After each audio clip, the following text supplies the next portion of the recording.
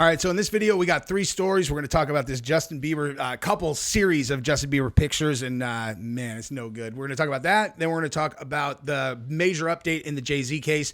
And then we're going to talk about Irv Gotti, very famous producer from the 90s and early 2000s. He just died. We're going to talk about the cause of death and all of that, so buckle in. Man, I hate doing videos like this, but Justin Bieber is in a video. Man, he's in a picture that I'm going to show you guys in a second. He looks like a homeless crackhead.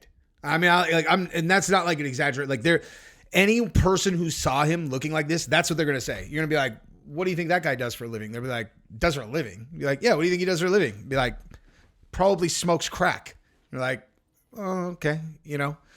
Like, but what do you think they do for money? They're like, "That guy doesn't have any money. He's a homeless crackhead." That's literally what he looks like. It's awful. I'm gonna show you that picture. Also, there are some rumors about. I mean, listen, dude. On YouTube, you do what YouTube wants you to do. I don't love covering people going through divorces, okay? And like Justin Haley Bieber, there's like rumors they're going to go through a divorce.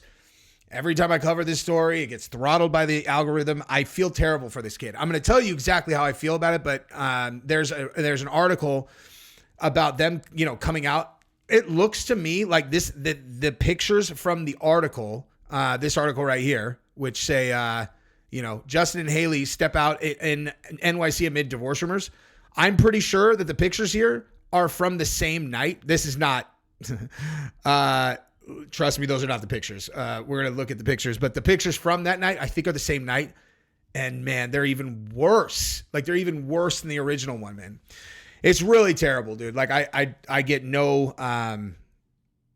pleasure out of reporting on this at all. So that is what we're going to do. Go ahead and subscribe to the channel if you have not yet. By the way, it is Super Bowl Sunday this weekend, and I cannot stress this enough. You need to get on Prize Picks before Super Bowl Sunday. I'm going to show you exactly how you can do that. You can make $50 getting on there, and then you can play their game Super Bowl Sunday. It's going to be incredible for you and for everybody. Now, if I told you that you could make $50 for free if you take 90 seconds of your time to do something, it's something that you would do, especially if the 90 seconds is going to be something fun. Because that's exactly what Prize Picks and I are offering you right now. I want to be very clear. There is no gimmick here. There's no chance where this does not lead to $50 free for you. There's nothing you have to pick right. There's no game you have to win. If you play a $5 roster on Prize Picks, you will get $50 into your account, whether you win or lose the roster that you entered. How much you can win in addition to the automatic $50 depends on the size of the roster that you pick, but I'll let you play around with that a little bit. Now, you also could try to win real big and play more than $5, but you don't have to. Take a look over here. Look at what I stand to win if I hit this roster. Hold me accountable to this. I'm putting it on my channel. I'm putting my face on it. Hold me accountable, and also hold me accountable to this. This game is super fun. You're going to want to play. As you can see on the left side of the screen,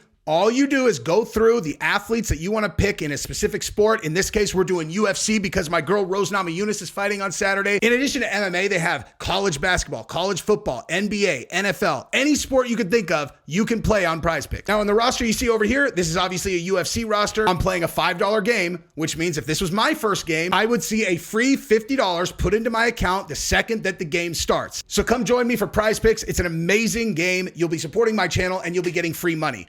Also, look at my roster, take a screenshot, and then you can see how I did. And also, I want to know who you guys are picking. Send me your rosters if you want. Link is in the description. Use promo code JesseOnFire for the $50 bonus, and that is what it is. All right, so let's do this thing. Now, I'm going to show you the picture that I was referencing right out of the gate because, again, homeless crackhead, pretty big call. But, I mean, seriously, if you saw that picture, right? What would you think?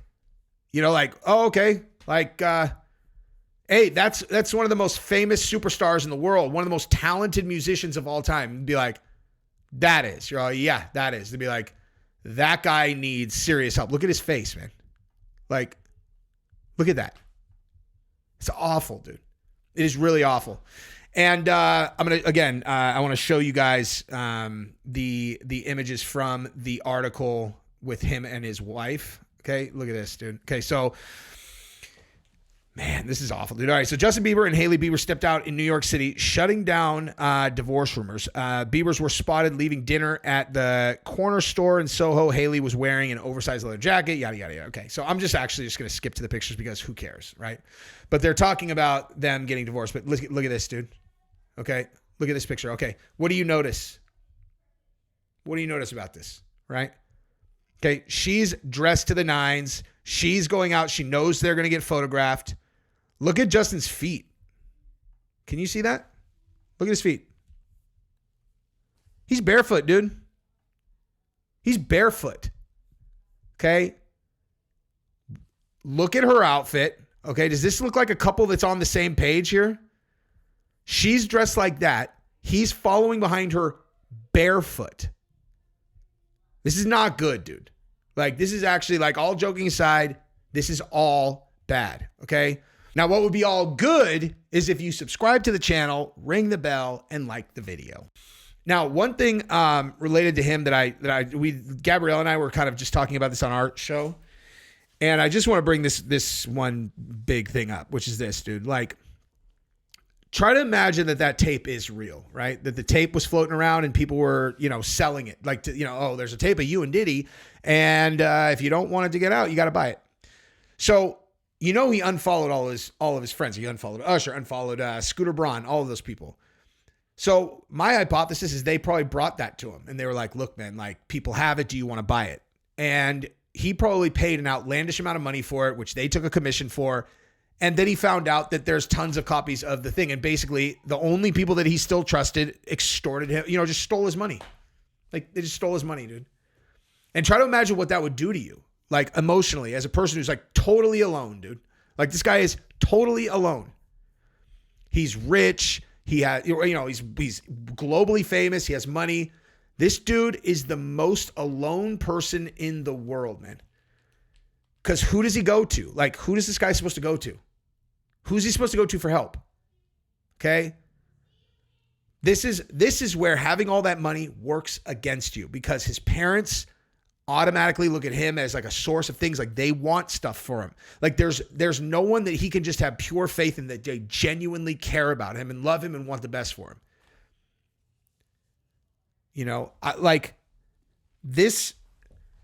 This could be a movie that ends bad, man. I mean, I'm serious, dude. Like, this could have a real bad ending. And I hope more than anything that's not the case. But if I'm looking at this guy's face, I don't think it's a long shot that he's doing some really hard drugs, dude. Fentanyl specifically. I mean, I don't know. But, I mean, I assume everybody knows the half-life of users of fentanyl, dude. And if you get to a point where you look like this, okay, probably taking a lot, dude. And a lot of times, I haven't talked about this in a really long time, I feel like.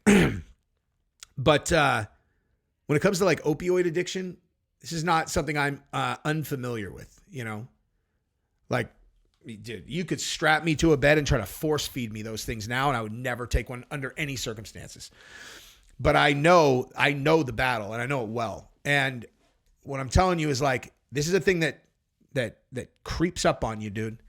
It really does. And when it's fentanyl, okay, they press them into fake pills, okay? Like, you think that you're taking Oxy, you're actually taking a fake Oxy that is fentanyl pressed to look like an Oxy. And for those of you who are not familiar with that particular substance, you hear about all these fentanyl overdoses or whatever. Okay, the reason why people overdose so much on them, on that, is because you're talking about micrograms. Like, I've seen, like, these visuals that show it's like, this is the amount of fentanyl that'll kill you. You can barely even see it. Okay, I know a guy who told me, like, I know a guy who had struggled with oxy addiction for a very long time. He figured out how you could order fentanyl on the internet. Okay, like straight, not like pressed pill, like order straight up fentanyl. And he was ordering it on the dark web. He said that when he spoke to the guy who was going to send it to him, the guy straight up told him, he was like, "Do you have any experience with this stuff?" And the guy's like, "No." And he's like, "I'm not going to sell it to you then." And he's like, "Why?" He's like, "Because you're going to die." And he's like, No, I won't. I'm really careful." The guy's like, No, you don't understand. Like, if I said that you're going to die, if I send this to you, if you don't know what you're doing, you're going to die. The guy's like, "I'm telling you, I'm smart, whatever." This guy is a software engineer, like a very, very smart guy that just happened to have gotten trapped into a cycle of, addiction. So he told me that what happened, so the only reason he got the fentanyl was in case he ran out of oxys, because anybody who has not experienced that, the world you live in is, if you run out of whatever opioid you're addicted to, you go into a withdrawal that is, you can't describe what it's like. Like, there's no words I could say out of my mouth that you could understand in terms of how horrendous it is. Okay. Like if you gave me the like two options, right? And it was like, okay, either, you could go through full throttle, fentanyl withdrawal, or fill in the blank with, I don't even know, anything that's not going to harm someone in my own family. You're not going to be able to think of many things where that's going to be an easy choice. Like I'm talking like if someone was like, or we could take nails and drill them through your feet into the floor, and then we're going to take the hammer and then remove them. Okay, like in 100%, I'm being totally serious. If I was given those two options, okay, either I go through fentanyl withdrawal, or someone's going to take nails that are this big and drill and hammer them through my feet into the floor. 3 of them, let's say 3 nails. Hammer them through my feet into the floor and then pull them out. I'm taking the nails for sure. Like I'm not even hesitating. I'll be like, I'll take the nails. I'm totally serious. That's how bad it is. Because the nails are faster. At least the nails, it's you can do all that in. Like that's how bad it is. Okay. And anybody who's gone through it, I'm pretty sure in the comments, you could tell them like, if you would take the nails, put it in the comments because you're taking the fucking nails, dude. And so that's the only reason that he even got it was just in case he ran out. So he got low one day. He said that he's like, I can't, there's not like a term in the English language that could describe to you how small the amount that I took out of this fentanyl bag was. He's like, it was a speck. He's like, it was like literally a speck because I knew how dangerous it was. He's like, I took like literally just a tiniest little speck ever. And he's like, and then he woke up in the hospital. Like it came millimeters from killing him. Someone had to Narcan him. The only reason he survived is because they came and they Narcaned him fast. Like he's like, that shit is so dangerous. So you consider how small that is to knock off a full blown addict who's got a massive tolerance. Okay, like a regular person, that would have killed him for sure. Okay, and so you're putting him into fake pills. So if you consider that almost killed a full-blown addict, right? Then imagine, the microscopic differences between how much is going to go into these different fake pills. Like you don't understand how fucking easy it is to kill somebody with just with a fake pill. They're like, oh, hey man, my head hurts. It's like, oh, you want a Norco? They've gone to the fucking dentist. They got their wisdom teeth out. They're all, ooh, that was nice when I got my wisdom teeth out. Boop. Dead. Just like that, dude. And I can tell you from personal experience, in my absolute last bout of those things, one of the things where I finally was like, I'm done with these forever, was I had fake oxys. I knew they were fake though. Okay. Like I didn't know initially, but by the time I figured it out, I was like, man, I fucking like these things. Anybody who's ever been an addict will understand, and I took one. And I was so blitzed, because I was taking one at a time, right? And I took one, and I was literally couldn't keep my head up. Like, I was like, holy shit, man. Like, and afterwards I was like, I knew what had happened. I took an overdosed pill, like a pill that was and it did that and I was like, you know what, dude? That was my moment of like, I'm not doing this anymore. Like I'm not going to be some fucking guy that leaves his kids without a father because I just could never fucking put this thing in check. And, I went and did Ibogaine and then never since. It's a beast, dude. It's an absolute beast. And I left his picture up here this whole time while I'm putting it up because that's where this kid's at, dude. Worse than I've ever been. And he doesn't have a fucking friend in the world, dude. He doesn't have a fucking friend in the world. So, listen, dude, I hope it doesn't go the way that it could. But man, it doesn't look good, dude. He's barefoot. Look at that. Fucking guy's barefoot in that picture. Man. Anyway, that's what I got for Bieber. Yeah, so something weird is going on in the Jay-Z case because if you check this out, Jay-Z withdraws legal motion in sexual assault case with involving Sean Diddy Combs. So this is bizarre, okay? This is bizarre. If you guys have been paying close attention to this case, then you know that that Alex Spiro has been in, who's representing Jay-Z, has been in a legal war with Tony Busby, who's representing a bunch of the Diddy accusers, and he's the one who brought that case against him with the 13-year-old girl. This is all very redundant if you've been following this closely. But something happened here, and I honestly, I don't really know what it is, because they all of a sudden out of nowhere withdrew this case against Tony Busby. Okay. Like they were going hard at Tony Busby. Okay. Like they were going really hard. There's been some kind of development in the case. I have a feeling that they are about to drop the charges against Jay-Z, I think is what I'm reading into this thing. I'm going to read to you what happened here. I'm going to tell you what my interpretation of it is because again, I think Jay-Z is about to get, he's going to be out of this thing, you know? So again, when they first reached out to Jay-Z, here's exactly how this happened. Tony Busby reaches out to Jay-Z's people and he says, hey man, I've got this accuser. We could settle out of court, yada, yada. Jay-Z says, I'm not giving you anything. Busby files the lawsuit. Jay-Z fights back. They go public. They're like, this is insane. This guy's extorting us, yada, yada, yada. Busby comes back. Alex Spiro and them are going head to head. And then that girl, the accuser, who's 13 years old at the time, supposedly goes and does this interview. And they're asking her basic questions that she fails to, like, not just like fails, like her answers are like, oh, so you just like made this up, you know? Like, especially the one her dad is like, yeah, I don't remember that. She's like, yeah, my dad drove 10 hours to pick me up. He's like, yeah, I don't remember that. Pretty damning to your fucking case, dude. You know what I mean? Your dad doesn't even have your fucking back on this. You said your dad came and picked you up. So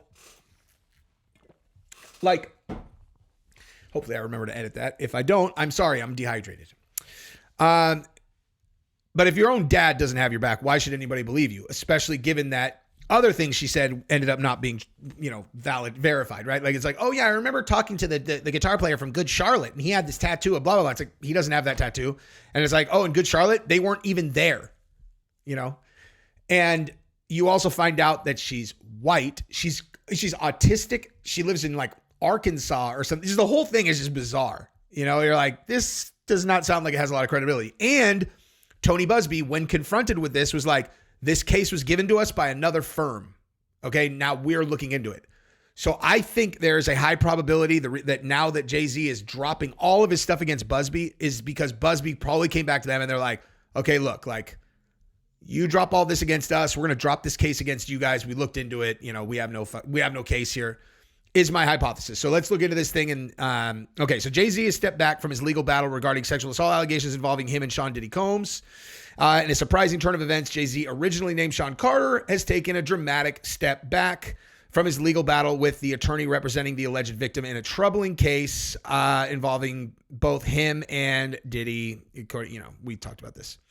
Okay, so Jay-Z and Diddy's longtime lawyer, Alex Shapiro, made a request to Judge Annalisa Torres in a letter where she wrote, we write on behalf of defendant Sean Carter to respectfully request that Mr. Carter's motion for sanctions pursuant to Federal Rule of Civil Procedure 11 be withdrawn at this time without prejudice. He further stated, we have discussed this matter with counsel for plaintiff who consents to this submission and agrees the withdrawal is without prejudice. Previously, the 99 Problems rapper filed a lawsuit, yada, yada, yada. So they're just withdrawing this entire thing. Okay. So before that, judge also denied the rapper's identity, yada, yada, yada. I mean, bottom line, dude, I feel pretty safe, you know, saying that like plaintiff assertion violation. Yeah, I mean, that's what's going to end up happening, dude. They're going to they're dropping this thing against Busby. Busby's going to quietly drop the charges against Jay-Z, although I don't think he's going to be able to do that quietly.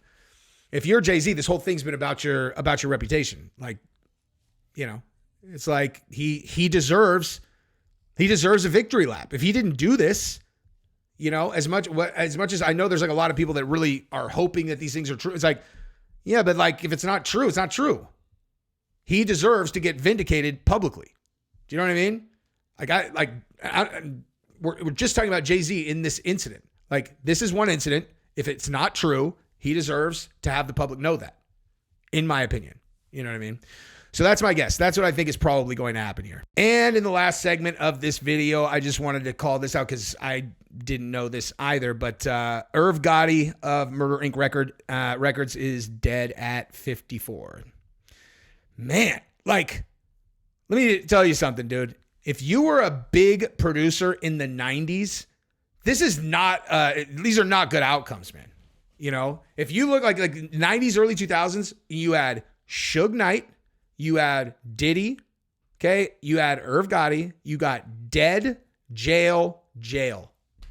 Those are the three biggest guys. Then you have Dre, billionaire.